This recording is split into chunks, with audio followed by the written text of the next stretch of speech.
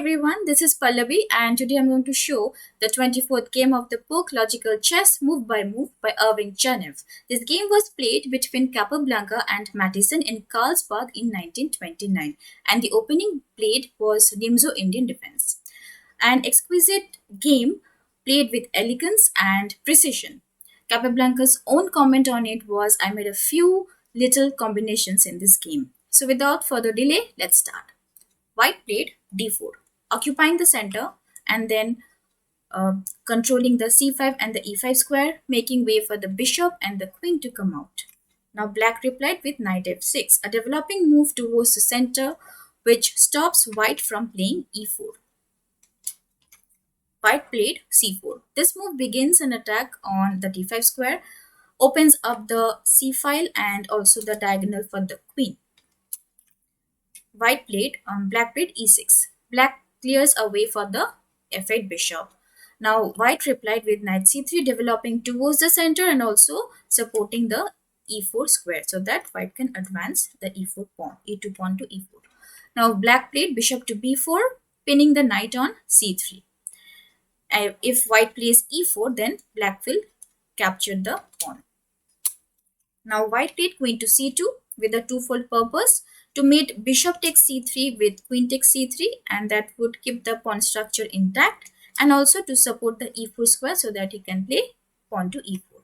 Now black played c5, immediately striking at the central pawn structure, also giving queen more space and supporting the b4 bishop and also opening up the c file.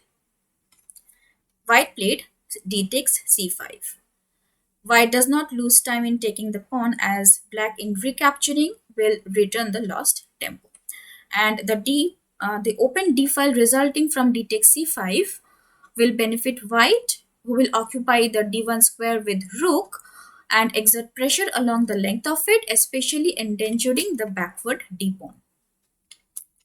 Now black played knight to c6, developing it towards the center.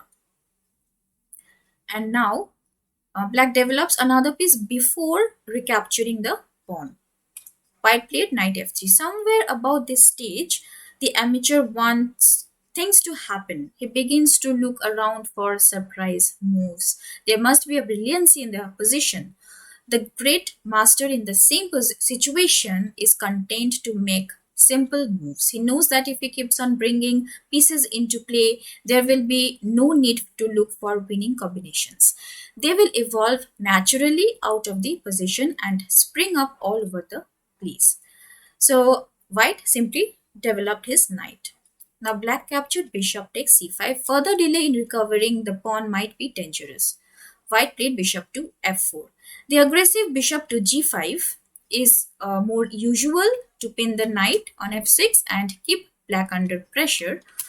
But no fault can be found with this method of development. It looks mild, but the bishop surveys an important diagonal and also bears down on the d6 square, a tender spot in black's position.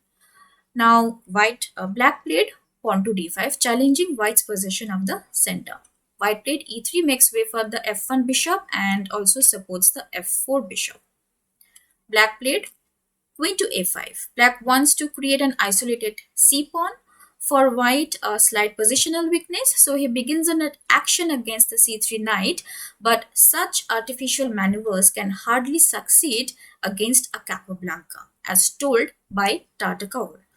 Black should instead do something to get his c8 bishop into play, for example, pawn to a6, then let's say bishop to e2, then d takes c4, bishop takes c4 and b5 attacking the bishop moves away and queen to b6. Not bishop b7 at once because of knight takes b5, pawn takes knight and queen takes c5 wins white a pawn. So after bishop e2, queen b6 first and then let's say white plays castle and then bishop b7 and getting his pieces out quickly. So but black played queen to a5 instead. Now white replied with bishop e2, develops the bishop at e2, makes way for castling, and also it can go to f3 to attack the center later on. Now black played bishop b4. Black moves the same bishop a third time in the opening in order to inflict his opponent with an isolated pawn, a premature attempt in view of black's incomplete piece development. Instead, a plausible continuation is short castle, and then short castle, and then d takes c4, bishop takes c4, and then bishop d7 when black has a fair game. So black played bishop b4 and now white played castle. The white king is now secure while the h1 rook moves closer to the center. Black played bishop takes c3. The bishop has moved 4 times to make this exchange for a knight that has moved only once. So much shifting around of one piece indicates that the strategy behind it must be faulty. White captured, b takes c3. Despite white's doubled c pawn, he enjoys these advantages, such as he has two active bishops, black's knight and against black's knight and bishop. All of his minor pieces are in play, while black still has a bishop on the first rank. His rooks are in touch with each other and ready to seize the half-open B and D files. And his king is safely tucked away in a corner while black's king is still in the center out in the open. His queen is ideally posted and has more influence on the center than does black's standing at the side of the board. An exchange of the pawn in the center, which looks inevitable, will open lines of attack, a circumstance that favors the player whose development is superior, in this case white. And white maintains the initiative of having this kind of advantages. Now black played short castle. One of black's difficulties is resolved with his king's escape to a safe quarters.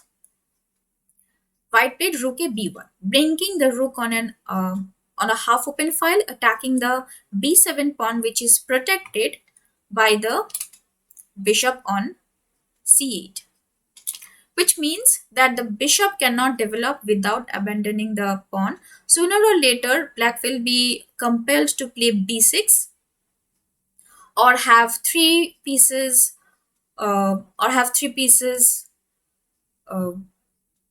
coming in their way, interfering in the first rank with each other. But there are drawbacks to this b6 move. First of all, it will block the way of the queen to come to the defense of the king side and also it will not protect the c6 knight anymore. So after rook a b1, white's move is simple and quiet, but it exerts uncomfortable pressure on black's queen side, makes normal development difficult, and creates permanent weaknesses which lend themselves to exploitation. Now black played queen a3. Instead of queen a3, if black plays b6 right away, then white can play bishop to d6, attacking the rook. Let's say the rook moves to d8, then rook to b5, attacking the queen. Now queen goes to a6 and then c takes d5, attacking the knight, and then rook takes d6. Instead of rook takes d6, if black captures e takes d5, then rook takes d5, and it's a discovered attack on the queen. And the rook also protects the d6 bishop. So now white is having an extra pawn. So after c takes d6, if black captures with the rook and then d takes c6, rook takes c6 and then knight d4 attacking the rook. Rook moves away and then rook e5, it's a discovered attack on the queen. Queen moves away and then bishop f3, it's a skewer. Let's say black tries to stop the skewer by playing knight d5, but then bishop takes d5, pawn takes d5, and then rook e8, it's a checkmate, a back rank checkmate. So black played queen a3. Also, it can go to the king side from this way. Now, white played rook fd1. White posts his rook on partly opened d file. White's development is now completed in an ideal way, every piece taking its best post in no more than one move. Now, black played, after rook fd1, black played pawn to b6, making way for the c8 bishop to come out, but it takes away the c6 knight's support and weakens its position. White played c takes d5. The attack begins. The first blow destroys black's pawn center. Black had to capture with the knight. Instead of knight, if black captures with the pawn, then c4. Black could not then escape by d takes c4 because of bishop to d6 and attacks the queen and the rook. And after c4, if black plays bishop to e6, supporting the d5 pawn, then c takes d5, bishop takes d5, rook takes d5, knight takes d5, and queen takes c6, and white has won two pieces for a rook. That's why black captured with the knight. Now white played knight g5, a good move, threatening to checkmate at h7. Now the actual threat of this move, the strategic purpose of this move is to force black to move one of his kingside pawns, thereby loosening the defensive structure and the clearance of the f6 square for the benefit of the dark squared bishop, who will bear down on this diagonal.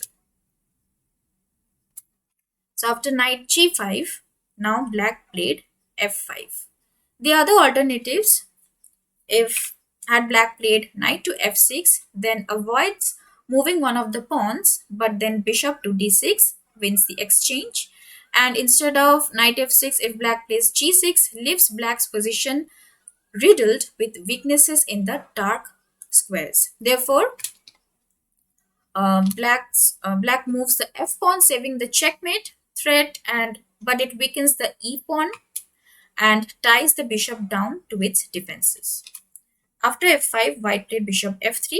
This arrangement of bishops gives them tremendous raking power along the two parallel diagonals. These two diagonals. Now black played. Also here, white is threatening to play rook takes d5, e takes d5, bishop takes d5 check, and then king moves away, bishop takes knight, followed by bishop takes rook. So after bishop f3, now black played queen to c5. The queen rushes to the aid of the vulnerable knights. In other variations, such as instead of queen c5, if black plays knight d7, then bishop d6, and then queen a5, bishop takes knight, knight takes bishop, and then bishop takes a8. And if black plays knight c e7, then pawn to c4 attacking the knight, knight moves to b4 attacking the white queen, and then rook takes b4, queen takes b4, and then bishop takes a8. And after c4, if black captures knight takes f4, then bishop takes a8 and white wins an exchange. And another variation is knight takes f4 instead of queen c5, then bishop takes c6 attacking the rook, and then rook moves away, and then white can simply capture the knight, wins white a piece. Another variation instead of queen c5 is queen to c3. Queen takes c3, then white can capture queen takes c3, knight takes c3, and then bishop takes c6, and then knight takes d1, rook takes d1. The rook on 8 is still under attack. So let's say the bishop moves away, and actually the rook cannot move anywhere. So bishop moves away, bishop takes rook, rook takes bishop, and white is a piece ahead. So after bishop f3, black played queen c5. Now white played c4. The attack on the knight is useless as the pawn is itself pinned, but the actual use of the move is to support an attack by rook b5. This move will drive the queen away and make the c takes d5 capture possible. After c4, black played knight db4, counterattack on the queen. The other defenses fail. For example, if knight f6, then bishop d6, attacking the queen and the rook, queen moves away, and then bishop takes c6. Gains a piece, and also both the rooks are under attack. And instead of knight db4, if black plays knight takes f4, then rook b5, and in between move, attacking the queen, queen moves away, and then bishop takes c6, attacking the rook. Queen takes g5, but then e takes f4, and the attack on the black queen leaves no time to save the 8 rook. Alternatively, after rook b5, if black plays knight to b4, then queen d2, saving the queen, and then queen takes c4, and then rook takes b4, and white gains a piece. So after knight db4, now white played queen b3, saving the queen, but the threat of bishop d6 is still there. Black had to play e5, not only because there is no other defense to bishop d6, but with the hope of curbing the terrible bishops by putting obstacles in their paths. Now white played a beautiful move, a3. This starts a beautiful combination. Since the knight on b4 is under attack, black had to move the knight away, but if black captures e takes f4, then a takes b4 attacks the queen, queen moves away, and then bishop takes knight, attacking the rook, and when the rook moves away, and then pawn takes pawn, also protecting the g5 knight. And white has an extra piece. So after a3, black had to play knight a6. Now white plays bishop. White played bishop takes c6, and black resigned. Because if black continues with e takes f4, then bishop takes a8 wins white a rook. And if queen captures c6, you can pause the video and try to find out the combination. And it's a smothered mate. Yes. c5 check. Discover check. The king moves away, and then knight f7 check, king g8, and then knight h6 double check, king h8, queen g8 check, rook takes g8, and then knight f7 checkmate, a smothered mate. So after bishop takes c6, black resigned. So from this game, the principles we learned: to occupy the center with pawns, develop your pieces towards the center, develop your pieces before starting any attack, castle as early as possible, do not move up same piece twice or more in the opening. Heavy pieces like queen and the rooks fulfill their functions best when placed on open files or files likely to be opened. When two bishops are kept parallelly on two open diagonals, they become powerful. I hope you like this game as well. Thank you for watching.